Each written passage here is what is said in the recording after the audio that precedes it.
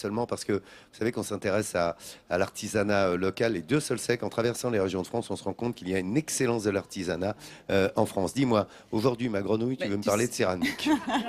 Tu sais que la région... Un gecko, une grenouille, une salamandre, je ne sais pas. Une grenouille. Là, non, mais tu sais que la région dispose de magnifiques gisements de terre rouge. Et à Aix-en-Provence, ici même, il y a un atelier qui a eu la bonne idée de travailler cette terre, la famille Buffil. Et si je devais résumer leur travail en un mot, je dirais simplicité. Simplicité dans les formes, dans les couleurs, dans les motifs. Et au niveau de la fabrication, eh bien, on est parti chez eux, ils nous ont ouvert leurs portes.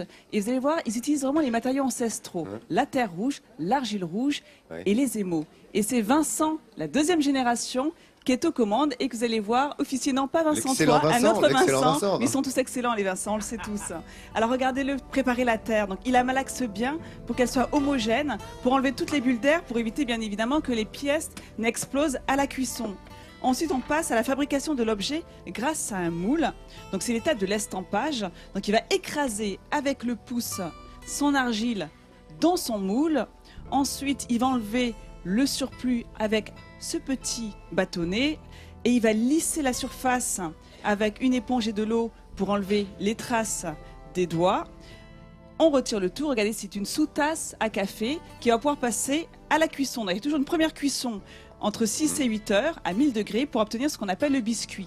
Et c'est ce biscuit que l'on va ensuite émailler. Donc là, Vincent est à la décoration. Donc il applique à main levée sa peinture sur son assiette. Là, il dessine des graines de Polovnia.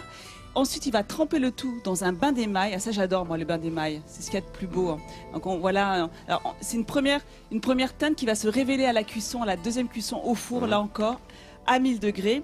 Et la découverte du produit final, c'est toujours un moment assez stressant, les défournements, parce que c'est un moment excitant et stressant, parce que c'est là où on découvre notre pièce et bien évidemment, on ne peut plus intervenir dessus, si jamais il y a le moindre souci.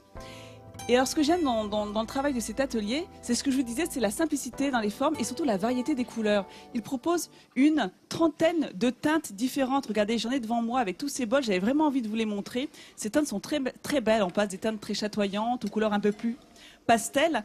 Et au niveau de l'inspiration, eh bien, Vincent trouve son inspiration au fil des rencontres, des expos, des voyages. Par exemple, cette grenouille que tu as notée tout à l'heure, Laurent. C'est un gecko, non? Oui, non, ça c'est une petite grenouille. Moi j'ai peut-être un. Toi, t'as un gecko. Ouais. Donc cette grenouille, c'est suite à un voyage au Costa Rica, par exemple. Nat, toi, tu as les graines de Polovnia qu'il était en train de travailler. J'ai vu qu'il faisait. Voilà, c'est magnifique. Hein. Magnifique. Et toi, justement, Hélène, tu as ce gecko, cette salamandre, jarre. Voilà, cette jarre est très très belle. Très belle. Et j'aime bien le contraste entre le noir et le blanc. Et donc là, vous l'avez vu, il travaille la peinture à main levée. Et là, ensuite, on a un bain d'émail transparent. Et les doigts, parce qu'il a utilisé de la terre blanche. Il a un joli choix de couleur. Très chouette. Voilà. Les contrastes sont très beaux. Et toi, Lolo, regarde ce que tu as à côté de toi. Ça, c'était suite à une exposition sur les Papous à Marseille. Il est revenu, il a eu envie de travailler donc des motifs ethniques. D'ailleurs, si tu mets ton visage juste à côté, c'est marrant, on a l'impression qu'on a les yeux et le nez là, juste à côté de toi. Merci. Voilà, alors regardez. Écoute, je vais pas m'ennuyer, peut-être. C'est Laurent dans sa période cubiste. Bonjour, bienvenue dans Midi en France. Voilà, est-ce que ça vous va comme ça? Et il collabore aussi avec C'était la FIAC récemment, c'est le moment. Oui, tu as raison. Et il collabore aussi avec des artistes peintres. Regardez cette tête d'Indien. Donc cette tête d'Indien, elle a été sérigraphiée. Moi, j'adore ça. Donc reproduit sur la céramique. On y appose la peinture et après ce bain d'émail transparent. Et là, ils ont travaillé avec un artiste qui est très connu dans la région qui s'appelle Jean-Paul Van Liet. Voilà.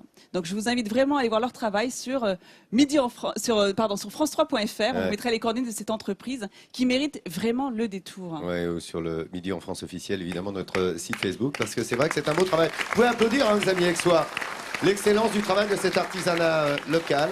Et évidemment, Nathalie Schrein-Germa s'y attache tous les jours entre 10h50 et 11h45 sur France 3 pour votre magazine de découverte.